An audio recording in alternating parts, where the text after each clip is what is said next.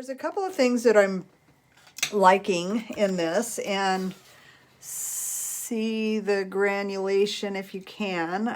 Really beautiful, beautiful granulation. I love the watermarks that happened when I dropped in the water, and for the most part, I like the feeling of this. So I'm going to keep going and add in the sky. So let's get started on that. Trying to decide what colors of blue I want to use, and I'm thinking along the lines, and here's where having a little scrap of paper next to your painting helps. And even though this is not the same paper I'm using, I can at least get a good idea of what the blue color is going to look like next to the, or in the painting. So I was thinking to do, and let me clean that up. I was thinking to do manganese blue with cobalt teal maybe. I just want to see how that's going to look together. I love manganese blue. And since we had some cobalt teal in the painting already, I want to see, and I think I'm going to like the look of that. So I want to mix up a big enough puddle of paint to cover my area of sky. So let's go ahead and do that. Manganese blue and cobalt teal. And I'm not doing a huge amount of cobalt teal. Just a touch of it, and it does granulate, so that's beautiful, but I love the manganese. So let's do it. Let's start this party, paint party. And then when that dries, we can move forward on, let's see, how about going in a little bit of an angle. I want some of that to come along down to the edge of the mountain, so I have the contrast of the sky up against the snow of the mountain. So I'm going to come and leave a little bit of an edge of white in some spots. And I'm not so worried about those trees because I plan to come up over the top of them. Soak up a little bit of that, and then it is pretty wet, so I can drop in some extra color, maybe a little bit darker, and allow that to flow around. One thing I do notice, and I mentioned it a minute ago, is this paper doesn't buckle, it more curls, so that's a little bit of a challenge, but I'm going to try to make it work here.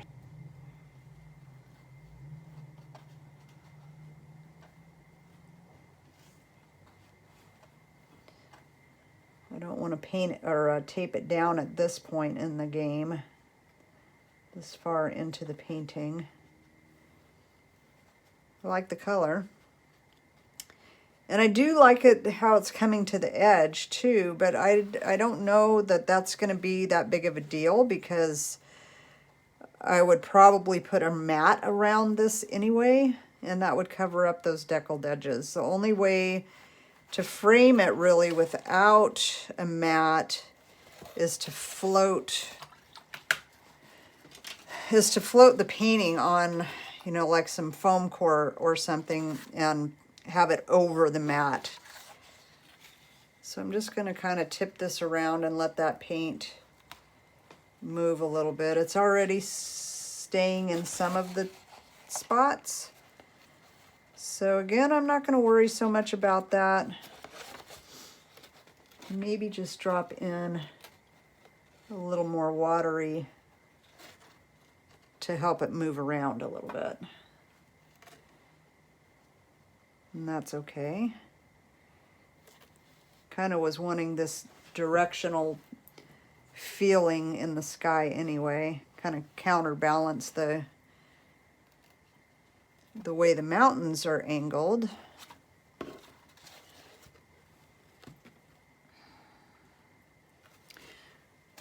And this is the point where we've got to let this dry again. I can't come over the top with my darker trees until the sky is completely dry. So we'll have to step back again, let it dry, take a look at it, and see what the next step should be.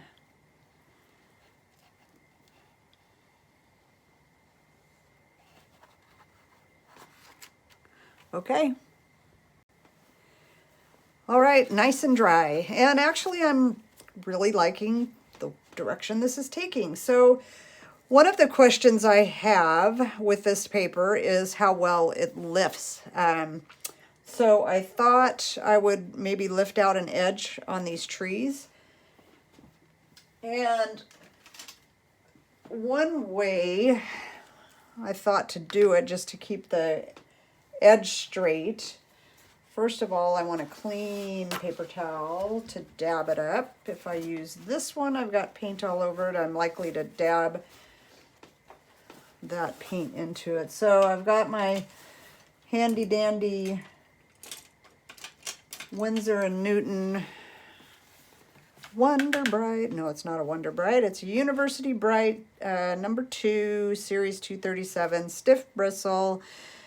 I use this for lifting quite a bit, so I thought it would be easier than trying to keep my hands super steady, because I want a straight line, and I mean, it's not super straight, but along the outside edge of this tree and the others, there's some light areas, and over here too, that it might serve me well to do it with at least part of it with my ruler. And now, keeping in mind that some of these paints are staining colors, I'm not going to be able to lift all of it back to the white of the paper, which isn't really what I'm going for anyway. I just want to have some light, as if the sun is hitting. Oh, and I just went right under it. That's okay. Give me a nice little variation. So I've got some fairly good lifting capability with this paper. And so far it doesn't look like it's pilling when I lift, so that's a good thing too. Now, because of what happened here, I am going to choose not to use a ruler. I'll just go with my very steady hand, not really, and just lift out a couple of little spots here and there. I could do this afterwards too, but I thought it would give me a little guideline for putting the dark trunk in there. I'm just going to do it ahead of time and then put the dark trunk in after. But that definitely has some good lifting. I'm happy about that, because I do like to lift. Sometimes it just is nice to have a little highlight here and there. Maybe you didn't plan it and you meant to leave an area light, and if you can go back and lift out some highlights, it really is handy. So let's just pretend that there's another trunk over here. I'm going to invent one. Artistic license. And then maybe some lighter, smaller tree trunks over here. Again, I could wait until after, but I think some of it is okay to get in there ahead of time, just to kind of give me a design element. And I decided to leave that tree line as is. Okay, so next, I'm going to grab a smaller brush. I love my Versatile, but I feel like I've want a little bit more control in the mountain shadow areas there. So I have these Utrecht. This is a number 8. I want my number 6. Gives me a little more control. It's a synthetic blend. It's called a Sablet, so it's a synthetic. And I'm just going to get some darker shadows going here, and I want to get, I believe it's Mayan Blue. Yes, Mayan Blue, and that again is a Primatek color, and it's a granulating color. So I'm going to get some of that and mix it with my Amethyst.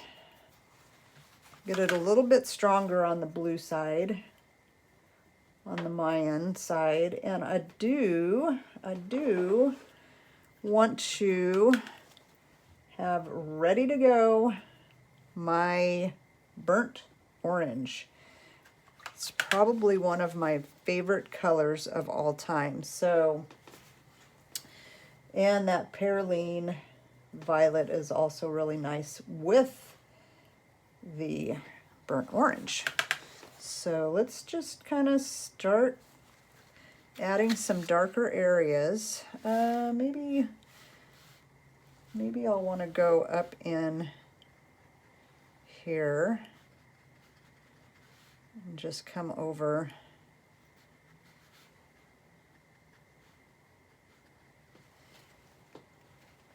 Doing a little negative painting. And that'll probably be covered up, so I think I'll just leave that for a minute. A little bit more purple in there. Amethyst. Just really floating the colors on there. I feel like if I use too much pressure in my brush, I'm going to lift and move the color that I don't want moved. And so I'm just going to stay fairly light with my touch. And I really love how these paints granulate and dry. They're so beautiful. I'm going to soften this edge a little bit.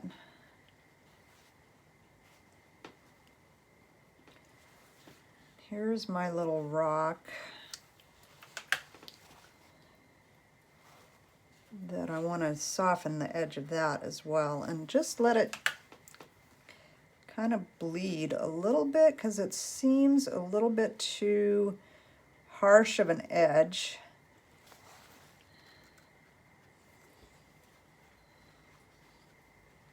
Once I get the trees, the background trees in, it's gonna, this mountain is gonna be kind of the background. The most impact is gonna be had right in here where the dark of the shadow and the light of the mountain and then the dark trees coming over the top of that. It's a really cool look. There I just added some Mayan Blue to my Cobalt Teal, and I'm going to drag this along,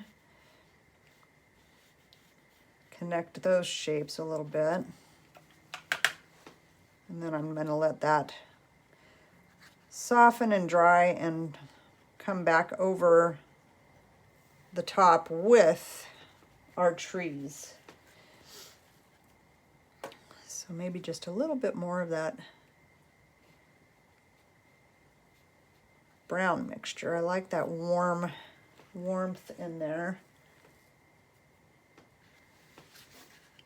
And I think what I'll do, just to kind of unify, that looked a little too pink to me. So I wanted it to be a little bit closer to the warms that we have already going on. How about that? Okay, let's stop right there and let it dry and come back and just do some really bold strokes over the top of that.